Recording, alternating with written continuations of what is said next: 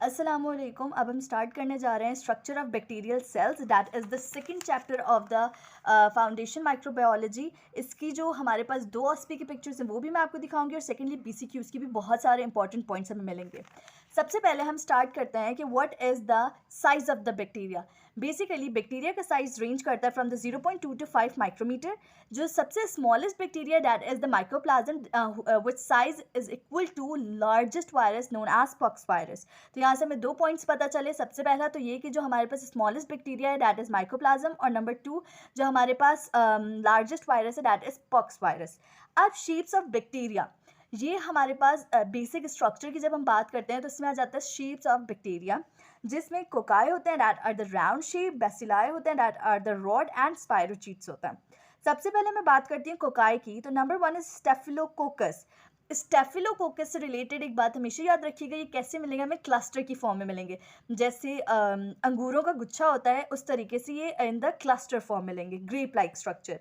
Then we have streptococcus जो कि हमें स्ट्रेप्टो मतलब चेन की फॉर्म में मिलेंगे। देन बात करते हैं स्ट्रेप्टोकोकस निमोनिया।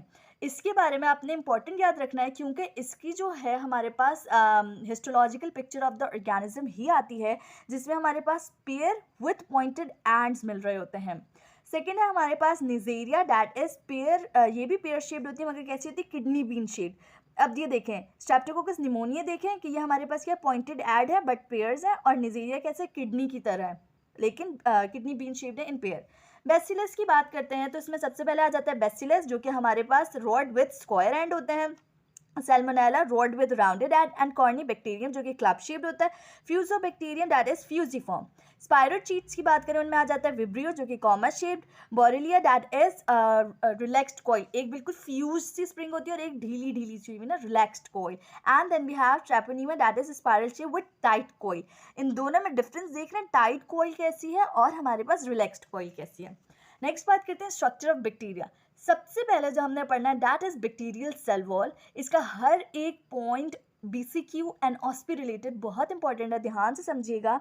सी जो हमारे पास सेल वॉल होती है ये आउटर मोस्ट कॉम्पोनेंट होती है ऑफ ऑल बैक्टीरिया। हर बैक्टीरिया में मिलती है cell wall except mycoplasma. Mycoplasma में सेल मेम्ब्रेन आउटर मोस्ट होती है, सेल वॉल नहीं होती।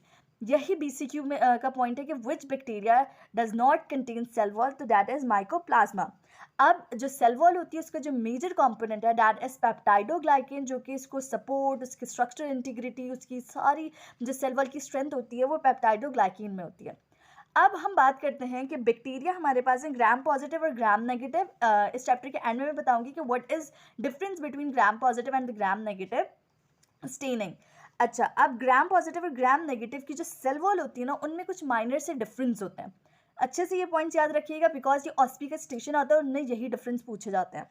ग्राम पॉजिटिव की बात की जाए तो उनमें जो हमारे पास पेप्टाइडोग्लाइकेन की लेयर होती है वो थिक होती है, बहुत मोटी सी लेयर होती है, जबकि जो हमारे पास ग्राम नेगेटिव में होती है पेप्टाइडोग्लाइकेन बहुत पतली होती है। तो ये सबसे पहला डिफरेंस है। दूसरा, ग्राम पॉजिटिव में टिकोइक एसिड होता है। आगे मैं वीडियो में बताती हूँ कि ये टिकोइक एसिड क्या होता है। तो ये टिकोइक एसिड किस में मिलता है, सिर्फ हमें पॉजिटिव में मिलता है। ग्राम नेगेटिव में टिकोइक एसिड नहीं मिलता। ग्राम नेगेटिव में क्या मिलता है, एक आउटर लेयर मिलती है जिसमें लाइपोपॉलीसेकेराइड्स प्रेजेंट होते हैं और उस आउटर लेयर को बोलते हैं एनवेलप। इसके अलावा जो ग्राम नेगेटिव बैक्टीरिया होते हैं उनकी जो आउटर लेयर और साइटोप्लाज्मिक मेम्ब्रेन होती है उनके बीच में पेरीप्लाज्मिक स्पेस मिलती है जो कि बीटा लैक्टेमेज एंजाइम को कंटेन कर रही होती है। और ये बीटा लैक्टेमेज एंजाइम क्या करता है, पेनिसिलिन जो हमारे पास एक एंटीबायोटिक है उसको डिग्रेड कर देता है। अच्छा, और जो इसका आउटर लेयर थी जिसको हमने एनवेलप कहा था उसमें क्या मिल रहा है हमें, एंडोटॉक्सिन जो कि हमारे पास लाइपोपॉलीसेकेराइड है।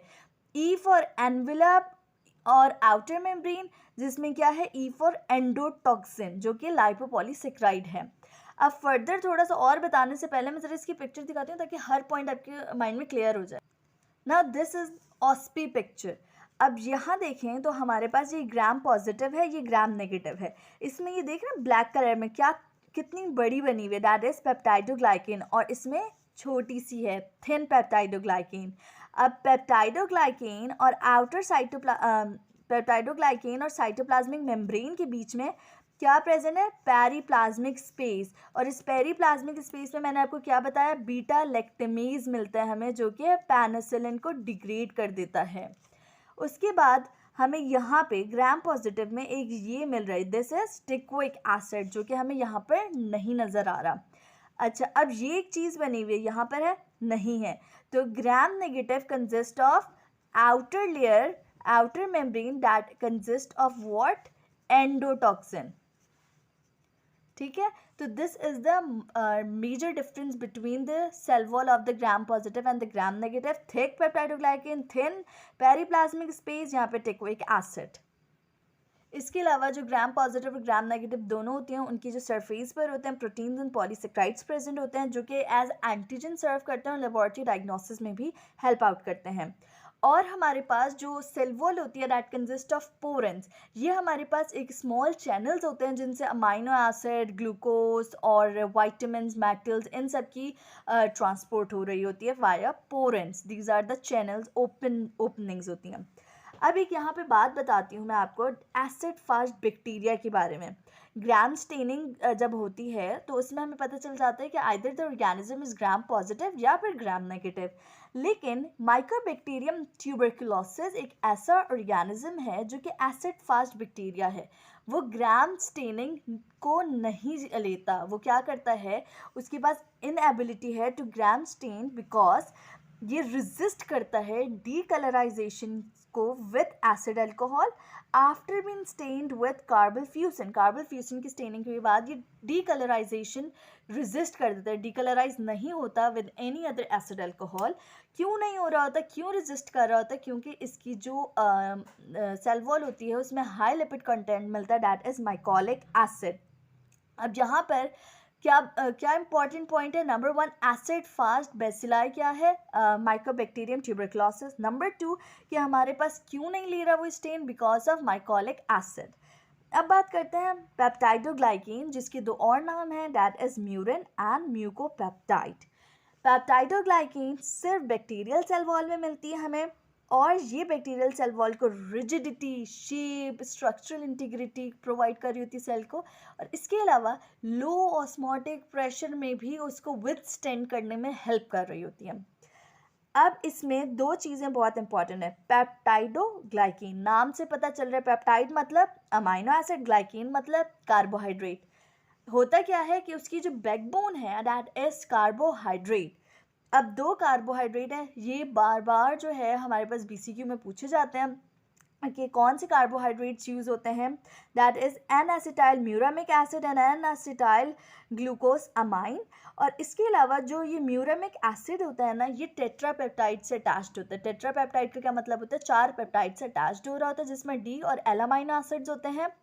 और ये जो दो अमाइनो एसिड्स हैं मोस्ट इंपॉर्टेंट, वो हैं डाई अमाइनो पाइमैलिक एसिड, जो कि बैक्टीरियल सेल वॉल में ही मिलती है, एंड डी एलानाइन, जो कि एक्शन ऑफ पेनिसिलिन में रोल प्ले कर रही होती है।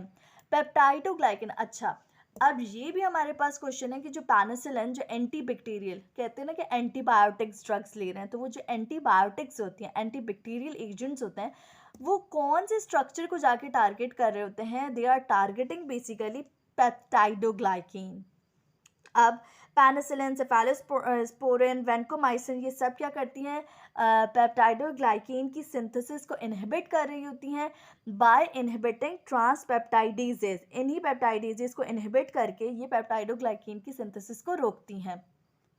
फिर नेक्स्ट बात की जाए तो हमारी जो बॉडी की सिक्रीशंस हैं, जिसमें म्यूकस, टीयर, सलाइवा, इन सब में नेचुरली ही लाइसोजाइम्स मिलते हैं। लाइसोजाइम्स क्या होती हैं, ये हमारे पास नेचुरली ऐसे एंजाइम्स होते हैं जो कि पेप्टाइडोग्लाइकेन जो होती है, cell wall of the bacteria का जो कंपोनेंट होता है, उसको डिग्रेड कर देते हैं। उसके जो ग्लाइकोसाइल बॉन्ड्स होते हैं ना, उनको तोड़ देते हैं और बॉडी को रेजिस्टेंस प्रोवाइड करते हैं, इम्यूनिटी प्रोवाइड करते हैं अगेंस्ट मैनी ऑर्गेनिजम्स। फिर बात करते हैं हमारे पास लाइपोपॉलीसेक्राइड एंड टिक्विक एसिड। लाइपोपॉलीसेक्राइड किस में था, ग्राम नेगेटिव में। टिक्विक एसिड किस में था, ग्राम पॉजिटिव में। याद है ना, अभी बताया मैंने आपको। लाइपोपॉलीसेक्राइड्स जो होते हैं ये हमारे पास कहाँ मिल रहे थे, outer membrane of the cell wall of the gram negative में। और ये लाइपोपॉलीसेक्राइड थे क्या, एंडोटॉक्सिन थे। अब लाइपोपॉलीसेकेराइड 3 यूनिट्स को कंसिस्ट करते हैं। सबसे पहले फॉस्फोलिपिड कॉल्ड लिपिड ए, जिसका टॉक्सिक इफेक्ट है। सबसे पहला पॉइंट जो पूछा जाता है वो ये है कि हमारे पास जो टॉक्सिक है वो क्या है, वो हमारे पास लिपिड मॉलिक्यूल है। इसके दो पार्ट होते हैं, lipid A and O antigen. इन दोनों में से जो टॉक्सिक पार्ट है that is lipid A is the toxic part. पिरकोर पॉलीसेकेराइड ऑफ 5 शुगर्स जो कि लिपिड ए से लिंक्ड हुआ होता है, और आउटर पॉलीसेकेराइड जो होता है वो कंसिस्ट कर रहा होता है 25 repeating unit of 3 to 5 sugars. और ये जो हमारे पास जो आउटर पॉलीसेकेराइड कोर है ना, ये कहलाता है सोमैटिक या ओ एंटीजन। तो इसके दो पार्ट्स हो गए लाइपोपॉलीसेकेराइड के, एक है लिपिड ए और एक है ओ एंटीजन। जो लिपिड ए है that is toxic. Teichoic acid की बात करते हैं तो this is polymer of glycerol phosphate.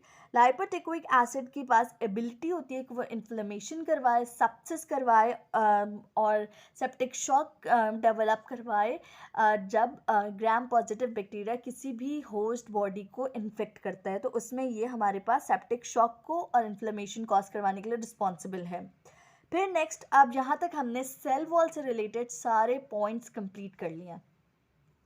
अब नेक्स्ट बात करते हैं साइटोप्लाज्मिक मेम्ब्रेन की। तो साइटोप्लाज्मिक मेम्ब्रेन फॉस्फोलिपिड बाइलेयर होती है। माइकोप्लाज्मा जिसके पास क्या नहीं है, सेल वॉल नहीं है, तो उसकी सेल मेम्ब्रेन में स्टेरोल्स प्रेजेंट होते हैं। अब मेम्ब्रेन के 4 बेसिक फंक्शंस है। Number 1 is active transport of molecules into the cell, transportation करवा रही होती है। ऑक्सीडेटिव फॉस्फोराइलेशन के थ्रू एनर्जी जनरेशन हो रही होती है। जो बाहर सेल वॉल प्रेजेंट है उसकी जितनी भी पेप्टाइडोग्लाइकेन्स वगैरह जो भी उसकी नीड है, उसके प्रिकर्सर्स की सिंथेसिस ये करती है, और एंजाइम्स भी सिक्रीट कर रही होती है। साथ साथ बैक्टीरिया के जो टॉक्सिन्स होते हैं that are also secreted by the cytoplasmic membrane. इसके अलावा मीजोजोम्स होते हैं जो कि इनर साइटोप्लाज्मिक इन्वेजिनेशंस होती हैं ऑफ द साइटोप्लाज्मिक मेम्ब्रेन। अब साइटोप्लाज्म जो है हम नेक्स्ट वीडियो से कंटिन्यू करते हैं और उसमें अनदर इम्पॉर्टेंट ऑस्पी पिक्चर भी डिस्कस करेंगे।